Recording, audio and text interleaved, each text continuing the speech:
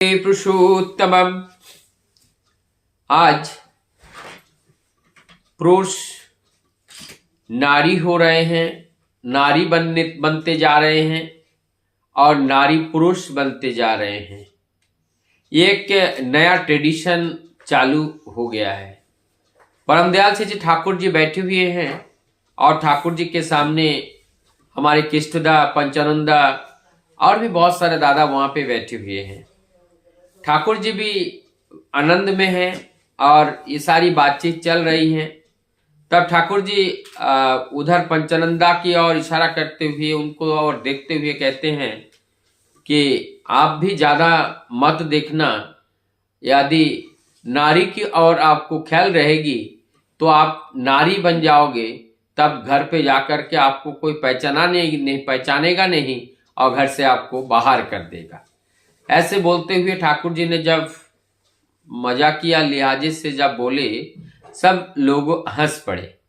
ठाकुर जी कहते हैं ऐसा ही होता है कि जब एक के नारी के मन में पुरुष के प्रति ख्याल रहता है, तब जाकर के उस पुरुष के सारे आचरण को एक्वायर्ड कर लेते हैं, अपने अंदर कर लेते हैं।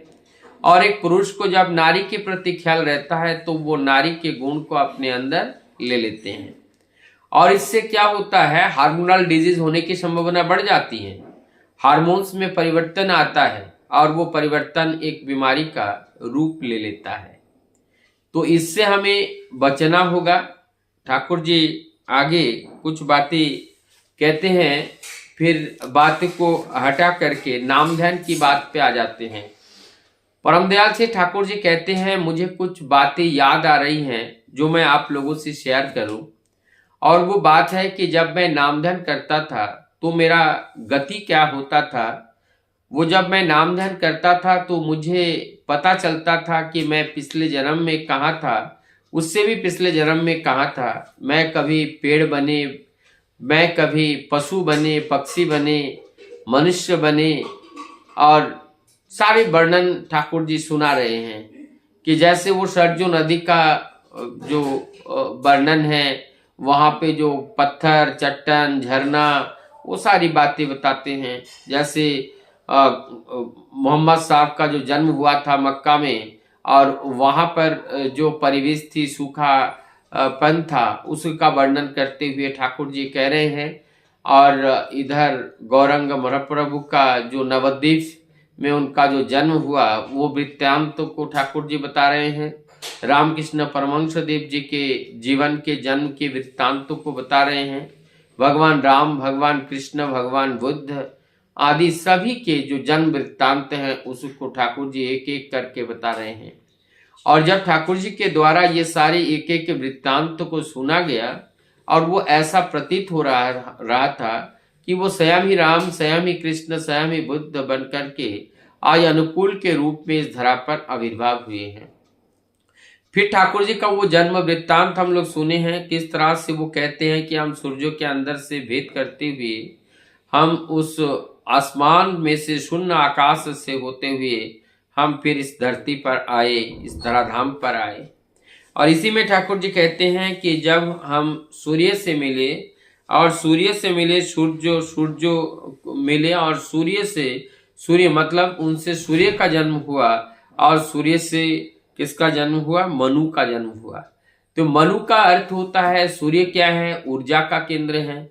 जैसे ऊर्जा मिला तो एक जीव का जन्म हुआ, और जीव का अर्थ जिसके अंदर मन है। ये जिसके अंदर मन है, ऐसे मन धारण की करने वाले वो मनुष्य हैं, और ऐसे मनुष्य को मनु कहा गया है। और फिर कहते हैं कि मनु और इक्ष्वाकु राजा का अर्थ होते हैं हमारे मन के अंदर जो इच्छा है, वो इच्छा ही प्रबल होकर के उस कार्य को कार्यान्वित करते हैं। तो इक्ष्वाकु माने वो एक तरह का इच्छा है। तो इसी प्रकार से जो सूर्य देवता हैं और सूर्य से मनु है, मनु से इक्ष्वाकु है, और इसी प्रकार से स्मर्तलोक में उनका जो प्रचार, उनका जो प्रसार है, इनके आध्यात्मिक और वैज्ञानिक दृष्टिकोण से ये हमारी सृष्टि में, हमें ओरिजिन ऑफ लाइफ में इसका बहुत बड़ा एक महत्व है। और इनका एक तार्किक के एक वैज्ञानिक संबंध भी है और जो देखने को मिलता है। कुल मिलाकर के हम लोगों के जीवन में किस तरह से एक विकासवाद आता है और जिससे हम धीरे धीरे इवोल्यूशन के माध्यम से आज हम मनुष्य एक हायर इवॉल्व क्रिएचर के रूप में, मनुष्य के रूप में हम लोग एस्टेब्लिश हुए हैं।